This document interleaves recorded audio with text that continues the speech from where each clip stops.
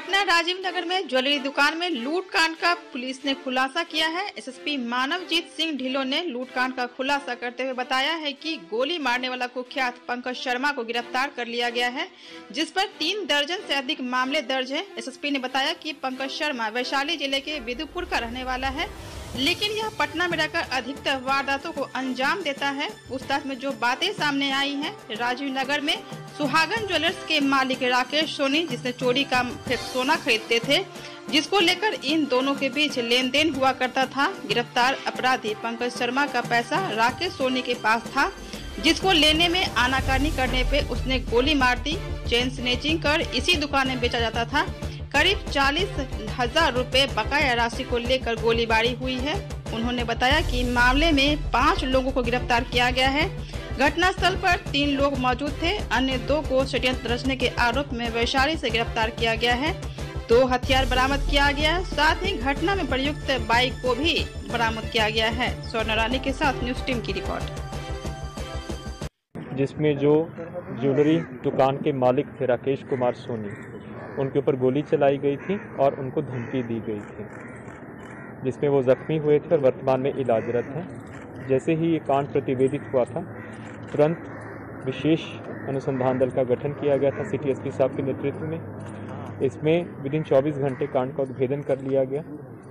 इसका जो प्रमुख कारण ये है कि इसके जो प्रमुख अपराधी है पंकज शर्मा, वो बहुत बड़ा अपराध कर्मी रहा है। तकरीबन 2 दर्जन से अधिक केस उसके ऊपर है और ये मूल रूप से मदुरापुर विदुपुर थाना क्षेत्र वैशाली का रहने वाला है। तो जो उसके अनुसंधान से पता चला और उसके जो हम लोगों ने इंटेरोगेशन किया, उससे पता चला ये जो ज्वेलर हैं राकेश कुमार सोनी, क्योंकि ये नॉन चेन स्नैचर रहा है। हालांकि रहने वाला ये वैशाली का है, लेकिन अधिकांश इसका जो वो अपराध क्षेत्र है वो यहीं का रहने वाला है, पटना में करता है। तो जितना ही इनको हटा दीजिए, ले जाइए, इनका फोटो हो गया ना, ले जाओ। तो इसका जो अपराध क्षेत्र पटना का ही है। तो जितना भी जो चेन स्नैचिंग ये करता था, तो अधिकांश जो चेन वगैरह जो है ये उसी ज्वेलर को जाके बेचता था, जिसकी वजह से इसका काफ़ी पैसा उसके पास होता था और जब बेल के लिए पैसा वगैरह की जो ज़रूरत होती थी उसकी मदद करता था। इसी बीच में तकरीबन 40,000 रुपया इसके कहने के अनुसार उस ज्वेलर के पास बकाया था, जो कि वो दे नहीं रहा था। और ये ऐसा नहीं कि पहली बार उसके ऊपर अटेम्प्ट हुआ है। पिछले साल 9 जनवरी 2021 को भी उसी ज्वेलरी दुकान पे गोली चली थी, जिसमें टारगेट तो ज्वेलर था, लेकिन एक शिक्षक, सरकारी शिक्षक को गोली लगी थी। उसका भी इसमें उद्भेदन हो गया है और उसके शूटर्स का भी पता चल गया है। और क्योंकि पिछली बार सफल नहीं हुआ था, लेकिन इसके बीच में जेल चला गया, तो जेल से यहाँ लौटने के बाद इसने पुनः उसको टारगेट किया था, क्योंकि अभी तक इसका कहना था कि जो मेरा बकाया पैसा था वो मिल नहीं रहा था। इस पूरे प्रकरण में टोटल 5 लोगों को गिरफ्तार किया गया है, जिसमें 3 लोग घटनास्थल पर चढ़े थे। उसमें एक गोविंदा कुमार नाम का शख्स है, जो कि वैशाली जिला का रहने वाला है। और इसके साथ जहाँ पे जाके ये घटना का पूरा षड्यंत्र रचा गया था और जिन्होंने हथियार सप्लाई किया है, 2 सहोदर भाई हैं, प्रवीण कुमार उर्फ झुन्नू सिंह करके, और उसका भाई है सुबिंद कुमार उर्फ बंटी करके। बंटी सिंह और झुन्नू सिंह ये पंकज शर्मा के बहुत करीबी सहयोगी रहा है। इनफैक्ट बंटी सिंह और पंकज शर्मा दोनों एक साथ जेल गए हैं 2005 में एक अपहरण के कांड में। तो जब ये जेल से लौटा था और जो जैसे बेल के लिए पैसा चाहिए या फिर कोई और लॉजिस्टिक्स के लिए इसको हेल्प चाहिए, और घटना कारित करने के बाद भी उसी के घर में ही जाके छुपा था और एक दिन पहले भी उसी के घर में जाके छुपा था। इसमें जो बंटी सिंह का मित्र है जितेंद्र सिंह करके हैं, तो जितेंद्र सिंह के पास एक लाइसेंसी रिवॉल्वर है।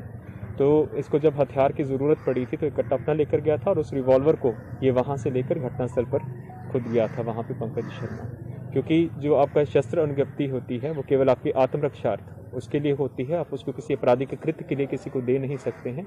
तो बंटी के माध्यम से उसको जितेंद्र से लिया गया था, तो षड्यंत्रकर्ता के रूप में, और उसको वहाँ पे हथियार सप्लाई करने के लिए और उसको शरण देने के लिए उसको इस कांड में गिरफ्तार किया गया। पंकज शर्मा उधार क्यों देता था पैसे? एक बार क्लियर करें, वैसे उधार राकेश कुमार सोनी को क्यों देता था पैसे? उधार नहीं देता था।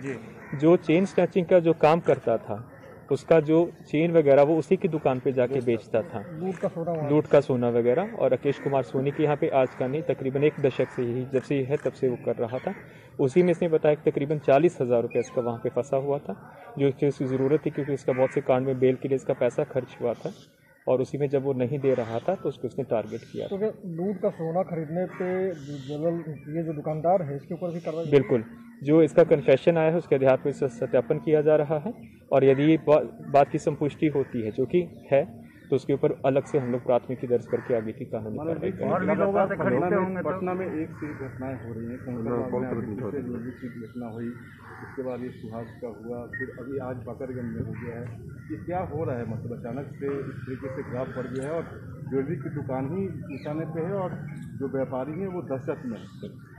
देखिए, आज वाला भी जो घटना हुआ है, जो कि प्रयोग हुए हैं, और 2 मोटरसाइकिल जो कि घटना में प्रयोग हुए हैं वो रिकवर कर लिए गए हैं और इसमें जो एक हथियार रिकवर हुआ है लाइसेंसी रिवॉल्वर भी है और जिसका लाइसेंसी रिवॉल्वर है जिसका मिसयूज़ किया जा रहा था उसको भी हम लोगों ने गिरफ्तार किया है, जिसका नाम जितेंद्र सिंह है और इसका शस्त्र अनुज्ञप्ति के निरस्तीकरण के लिए हम लोग आगे की कार्रवाई कर रहे हैं। जो 4 क्रिमिनल्स थे उसमें 3 अरेस्ट हो गए, टोटल उसमें से 3 हो गए और बाकी अभी लोग वांछित हैं और उसके अतिरिक्त षड्यंत्रकर्ता के रूप में 2 लोग और अरेस्ट हुए, टोटल 5 की अरेस्ट।